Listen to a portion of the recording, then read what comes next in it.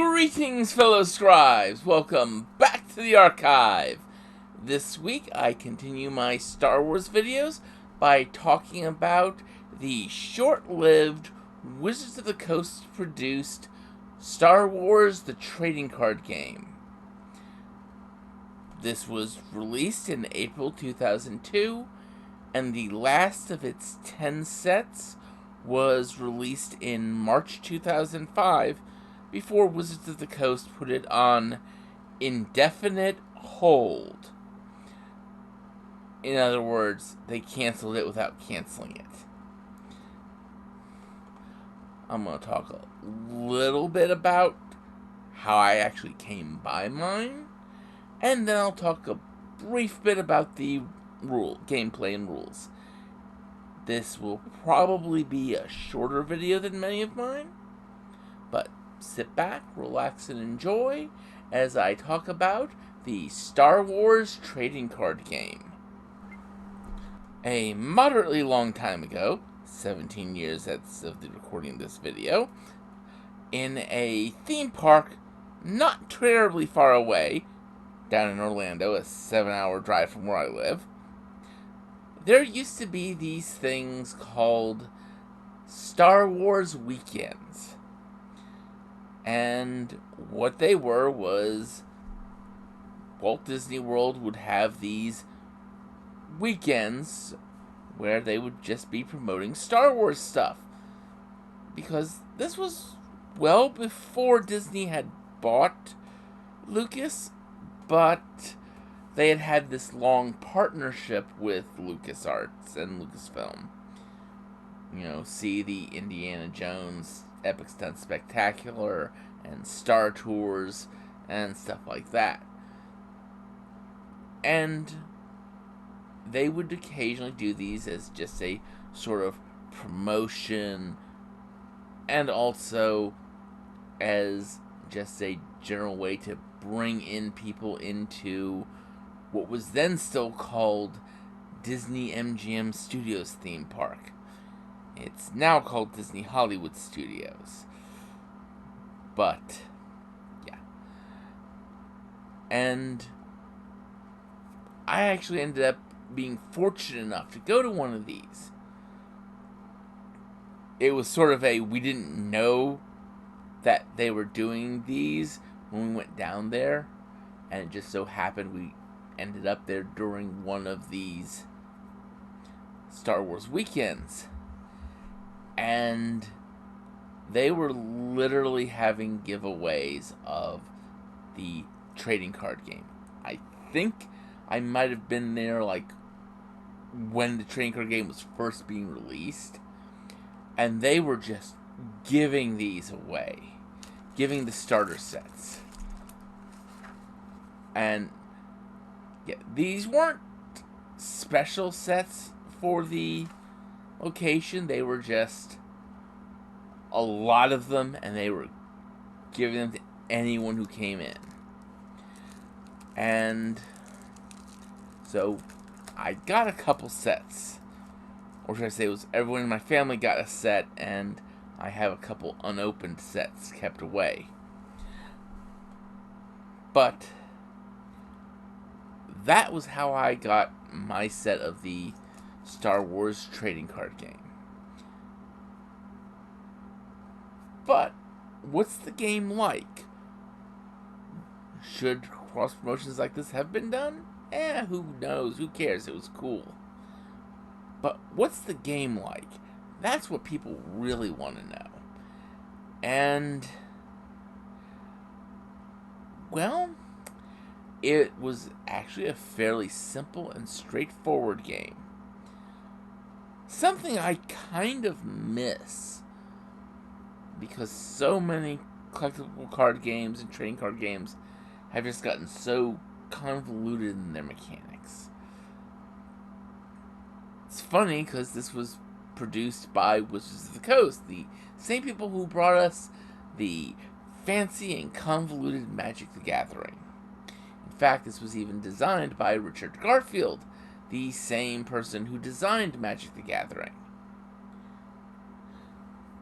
But let's go ahead and talk about the gameplay, shall we? The first thing you always talk about with any collectible card game or trading card game is deck construction.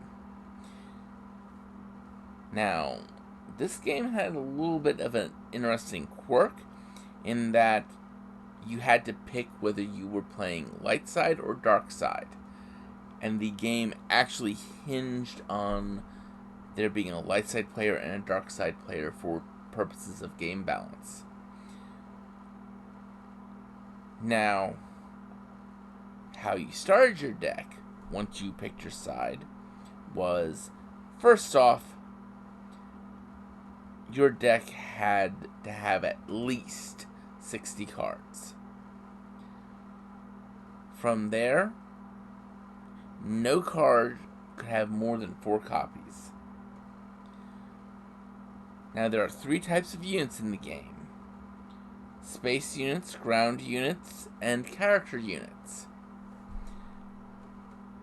You could have a minimum of 12 of each of these. So that meant your deck had to have a minimum of 12 space units, 12 ground units, 12 character units. You could not have more than double of one unit than the lowest other unit you had. So, if you had 12 space, 16 ground, you could have no more than 24 character units, because you had 12 space. And the deck had to be light or dark. You could not include light side characters in a dark side deck. You could not include dark side characters in a light side deck, or light side units in a dark side deck. It was just not how it was done. Now, the objective of the game was to control 2 of the 3 fields: character, space, and ground. And you start off setting up like this. The dark side player would put a unit down. The light side player would then put units down until they exceeded the build points of the dark side players. Then the dark side player would put another unit down, etc., etc., rotating like that. And you could not have more than 30 points put out at start. Basically, in setup, each side ends up deploying 30 build points worth of units. And then the game starts. And it's kind of interesting how it works. It's that each phase of the game, the light side player and the dark side player does something. The light side player rolls for how many build points you get that turn. It was 1d6. And if a player happened to have a unit in all 3 of the fields, they would get a bonus point. So it would be 1 to 7 build points. And you would pay the build points for your units. If you did not have the build points to finish a unit, you would put that unit face down with counters to show how many build points you had put towards that unit. So, as an example, Dooku was 7 build points. If you had rolled a 5,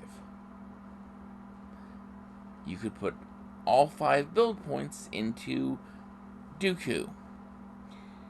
And Then the next turn, you would put the remaining 2 onto him and flip him face up, having completed him. And that was pretty much the core way that worked, how you accumulate units. From there, you would go into attack. And it would be, you would do space attack first, then ground attack, then character attack. And you would tap the unit you were attacking with, you would name its target, and then you would roll a number of dice. The dice would be equal to its power. And if you rolled a 1, 2, or 3, you missed. 4, 5, and 6 hit. Each time you hit, you did 1 point of damage. And, going back to the example of Dooku. Dooku was a strength 6, hit points 4. While Anakin was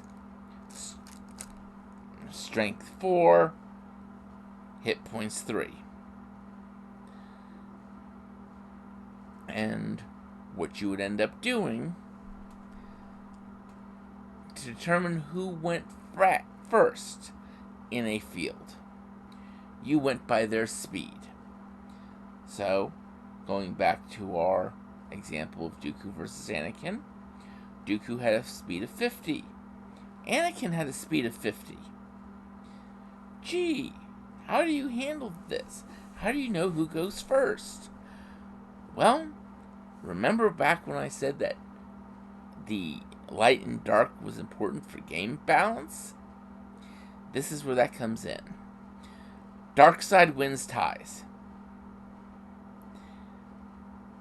That's the big thing. So, determining who would go first of Dooku and Anakin, Dooku's on the dark side. Dooku goes first. Dooku has a very good chance of very quickly taking out poor Anakin.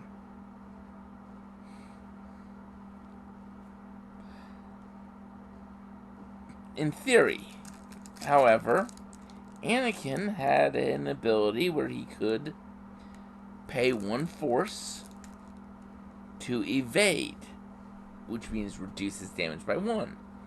So, if Dooku's 6 attacks, only 3 of them hit, Anakin could use one of the 4 force points each player got at the start of each round to ignore one of those hits. If Dooku got 4 hits, well, Anakin's boned. Or should I say, Anakin is cauterized gibbets. But that is, quite simply put, the way the game worked.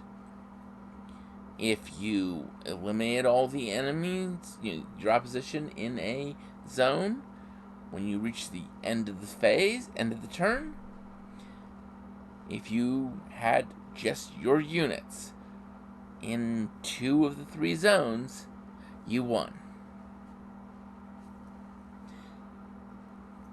And that was the game. The games tended to go fairly quick because it was a fast-paced game. And it was a simple game. Simple games tend to go quick. Again, I wish more people made simple, straightforward games. I really miss fast-paced, fast-playing games. But that is all. Next week, I will be talking about the first edition of Fantasy Flight Games X-Wing.